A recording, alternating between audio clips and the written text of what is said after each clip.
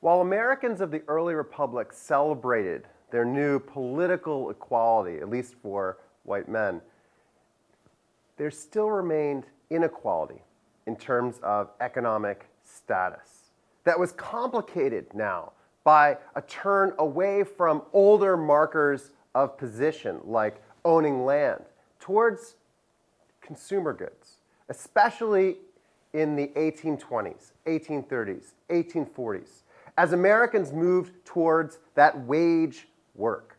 Being paid in cash meant that you also spent in cash. And in America, cash was king. And cash transformed every aspect of life as people moved away from their homes as places of work towards this new public life of work, and also a public life of shopping, a public life of buying, a public life that was increasingly defined by what you could buy.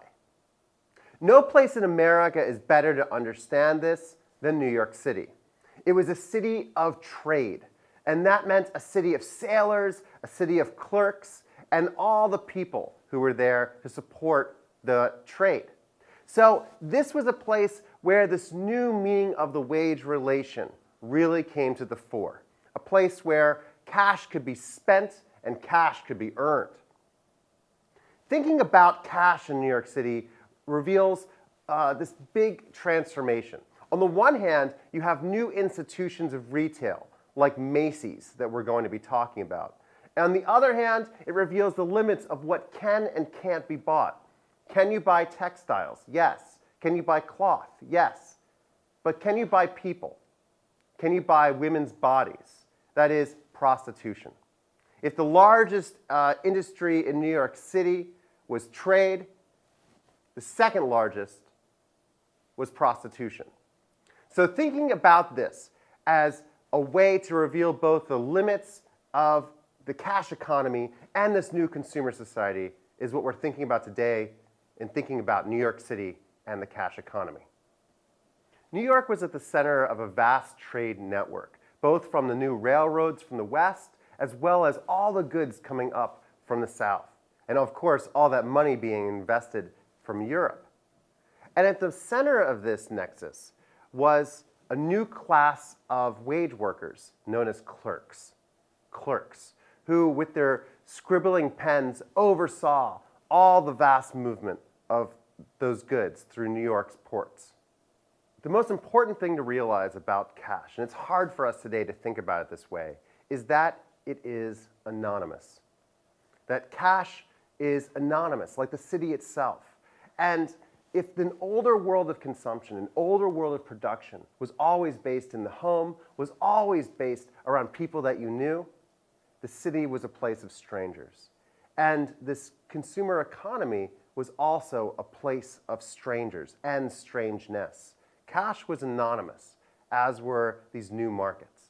This enabled people to behave in ways that, under the watchful eye of their community, perhaps they would not ordinarily do. Clerks lived in the city, but they were often not from the city. They were the sons of farmers who had moved to the city, especially New York, to make their fortune. They lived alone in boarding houses, without their families, without their friends. They were fashioning themselves a new life, unmoored from that which had come before. And in that city, they desired pleasure as well as work. The rise of this vast class of clerks, what Horace Mann, the well-known educational reformer, called, quote, thousands and thousands of those who get their living in one way or another by penmanship. This class of clerks was troubling to many. In a farmer's journal called The Cultivator, they were admonished to, quote, stick to the farm, young men. You are tempted to exchange the hard work of the farm to become a clerk in a city shop, to put off your heavy boots and frock, and be a gentleman behind the counter. And indeed they were. The idea of a soft life of the city where you didn't get dirty was in itself confusing about its class status. Though they were paid, enough to live okay in boarding houses, they certainly weren't wealthy. They were not gentlemen. But by their dress and by their clean life, they were, in many ways, like gentlemen. Although, of course, gentleman in this period is defined not by how polite one is, but in fact by the fact you do not have to work at all. And so there's this contradiction then, dressing like a gentleman, as many of these clerks did, but in fact not being gentlemen in terms of their wealth and position.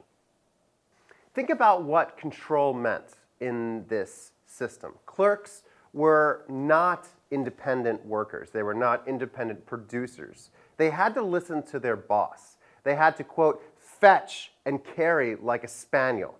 They had to obey. But unlike their fathers, they could work inside when it rained. They had to listen to the boss not all of the time, but only when they were at work. And so there was this split in the lives of clerks. On the one hand, they were totally dependent when they were at work and totally independent when they were not at work. This is something that we think of as normal today, but was in fact not normal at the beginning of the 19th century. This independence outside of work, where you can really be yourself. You can really be whatever you want to be. You can spend your wages as you want to spend them. This is the liberation of the new cash economy. Older men were very critical of what they saw as the feminization of younger men, men who were soft and just worked behind counters. Hunt's Merchant Magazine, quote, "I almost lose my temper when I see a fellow standing 6 feet in his stockings, dressed to kill, measuring out a yard of ribbon." These men would become dandified in their fashion, becoming more like gentlemen than the simple wage workers that they actually were. Clerks, after all, produced nothing. They were seen as loafers, idle loafers, and despite working hard on their penmanship, they could not be seen as the same as farmers or blacksmiths or any of the other kinds of producers who made something. They just wrote letters. They just wrote bills of lading and orders and records. After all, there weren't any typewriters until the 1870s. And yet, this kind of writing is essential to keeping track of all that trade, keeping track of all the new production within the early forms of industrial capitalism. And so while they were well ordered in the office, scribbling away, writing everything down, outside of the office was a different story. Outside of the office, they did not have to listen to their boss. And importantly, they didn't have to listen to their father. Outside of the office, they can engage what was called at the time the sporting life.